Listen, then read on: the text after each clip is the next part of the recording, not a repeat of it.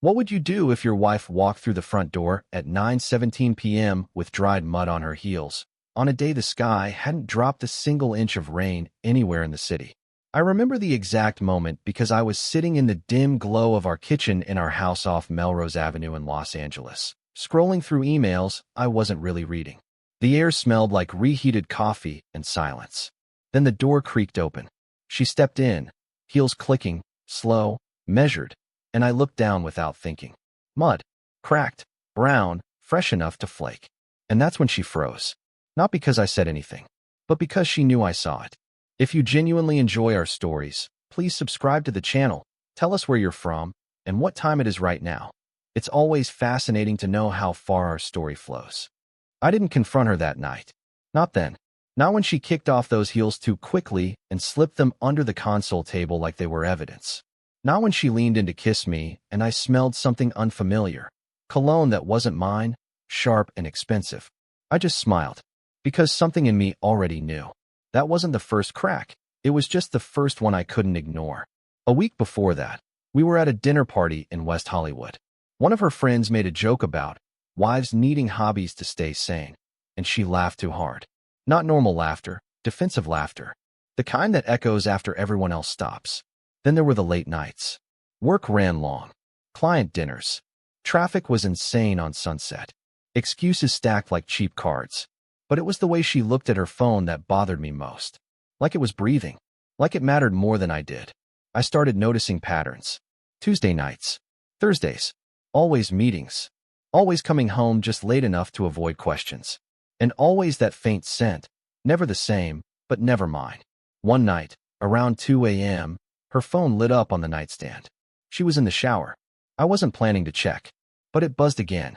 And again. The name wasn't saved. Just a number. But the preview message. Miss you already. My chest didn't explode. It didn't even hurt at first. It went quiet. Like something inside me just turned off. I didn't unlock the phone. I didn't need to. I already knew what I'd find. Instead, I waited. That became my strategy.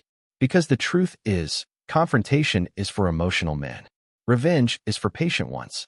Over the next month, I became someone else. I tracked her patterns. Installed a location logger on her car under the guise of fixing a battery drain issue. Synced our shared iPad to her iCloud without her noticing. And slowly, piece by piece, the truth revealed itself. A hotel on Wilshire Boulevard. A recurring reservation. Room 614. Every Tuesday. Every Thursday. The name on the booking? Not hers. His. Ethan Cole. I found his social media. Clean cut. Smug smile. Worked in real estate. Married, ironically. That made it better. Or worse. Depends on how you look at it. I didn't explode. I didn't scream. I watched. I gathered screenshots. Messages. Photos. Timestamps. Receipts from valet parking. Even security footage from the hotel garage. I paid someone for that. I built a case so airtight it could suffocate a lie. Meanwhile, she changed. Colder. Sharper. Like she resented me for not noticing. Or maybe for noticing too much. You've been distant, she said one night. I almost laughed. But I just nodded. Work's been heavy. She looked relieved. That told me everything. They always feel untouchable. Until they're not. I waited until I had everything. Then I started the real work. First, I hired a lawyer, quietly. Filed for divorce without telling her. Cited infidelity. Included every piece of evidence. Then I contacted Ethan's wife. I didn't say much. Just sent her a folder. And waited. The final step was the party. Our anniversary. 10 years. She insisted we host it at our house. Invited friends, colleagues, her family. Ethan was there too. That part surprised me. Or maybe it didn't. Arrogance makes people careless. The house was full. Laughter. Glasses clinking. Music low in the background. She stood beside me, smiling like nothing had ever happened. Like she hadn't been tearing me apart for months. I tapped my glass. Hey, can I have everyone's attention for a second? The room quieted. She looked at me, confused. I smiled. I just want to thank everyone for being here tonight. 10 years of marriage. It's something, right? Polite laughter. Then I nodded toward the TV behind me. I actually put together something special. Her smile faltered. Just slightly. Then the screen lit up. At first, it looked innocent. Photos of us. Vacations. Old memories. Then, a still image. Her car. In the hotel garage. Time-stamped. Murmur started. Then another image. Her. Walking beside Ethan. Closer this time. The room shifted. And then the messages. Projected. Clear. Undeniable. I can't wait to feel you again. I hate going back home. Her face went white.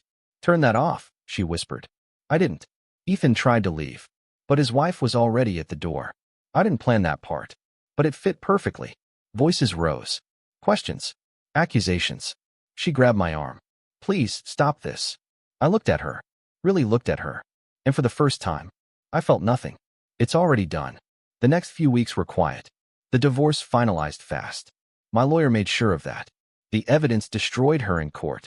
No alimony. No assets beyond what was legally unavoidable. Ethan's life collapsed too. His wife didn't just leave. She took everything she could. Funny how quickly power disappears. She tried calling me once. I didn't answer. Then she showed up at the house. Not our house anymore. Mine. She looked smaller. Like something inside her had caved in. I made a mistake, she said. I didn't let her finish. I just closed the door. The last thing I heard was her voice cracking. And for a second, just a second, I almost felt something. But then I remembered the mud. The lies. The way she looked at her phone like it mattered more than me. And it passed. Now the house is quiet again. Different kind of quiet. Colder. Cleaner. Some nights I sit in that same kitchen, the same dim light, the same silence. But it doesn't feel empty anymore. It feels finished. Because the truth is, the day she walked in with mud on her heels was the day she walked out of my life forever. The end.